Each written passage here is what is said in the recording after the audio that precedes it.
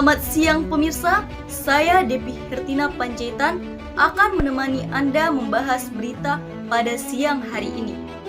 Di berita Breaking News, siang ini akan kami awali dengan berita kesaksian nelayan Indonesia ketika disatroni polisi perairan Singapura. Mari kita simak berita selengkapnya.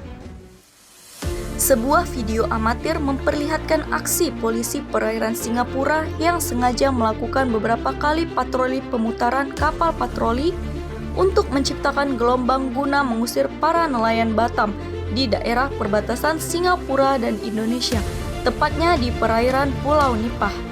Akibat peristiwa ini, satu nelayan terjatuh ke laut dan perahunya hampir tenggelam, namun beruntung cepat diselamatkan rekan nelayan lainnya. Aksi polisi perairan Singapura itu sering dilakukan saat para nelayan memancing di lokasi tersebut, padahal lokasi itu di wilayah Indonesia. Akibat peristiwa tersebut, HNSI Kepri langsung melakukan protes dan meminta pertanggungjawaban dengan mendatangi kantor konsulat Singapura di Batam. Aksi tersebut dinilai tidak manusiawi, telah mencederai hati nelayan Kepri karena tindakan tersebut dapat merenggut nyawa nelayan. Usai melakukan pertemuan dengan konsulat Singapura, HNSI belum mendapatkan keputusan karena otoritas mereka terbatas. Namun konsulat Singapura mengaku akan berkomunikasi dulu dengan polisi perairan Singapura. Bila protes ini tidak ditanggapi, HNSI akan mengirimkan surat somasi.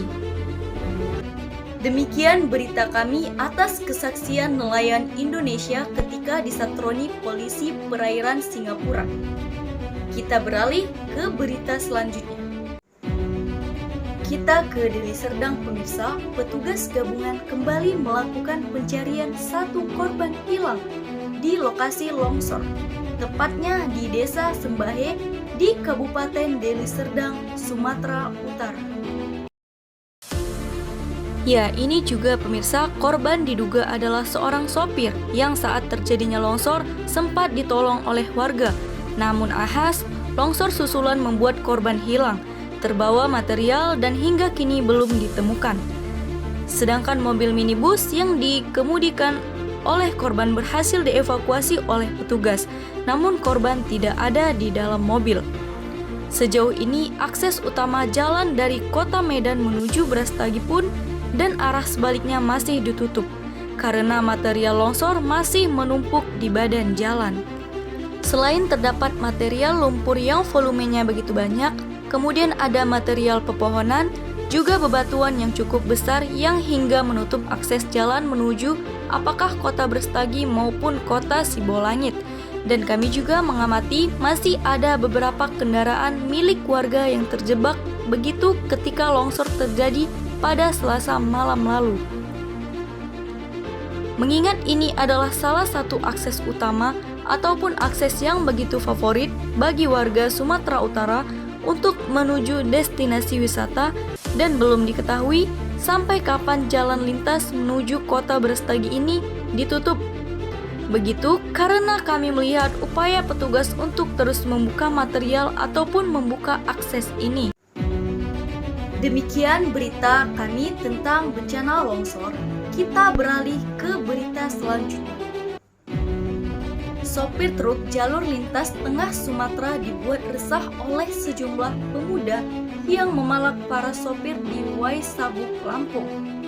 Sebuah video pungli yang dilakukan para pemuda itu kemudian viral dan mendapat perhatian polisi yang segera menangkap 8 pelaku.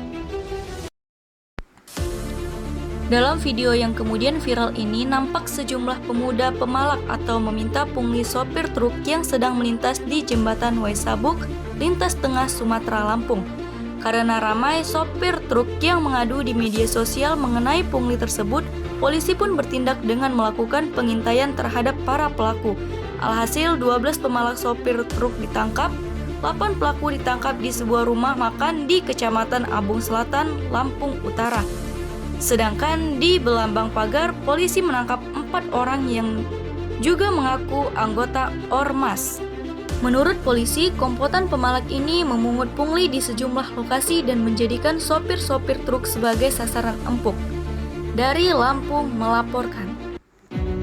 Berita tadi menutup jumpa kita pada berita kali ini. Saya Depi Hertina Panjaitan, pamit undur diri, sampai jumpa.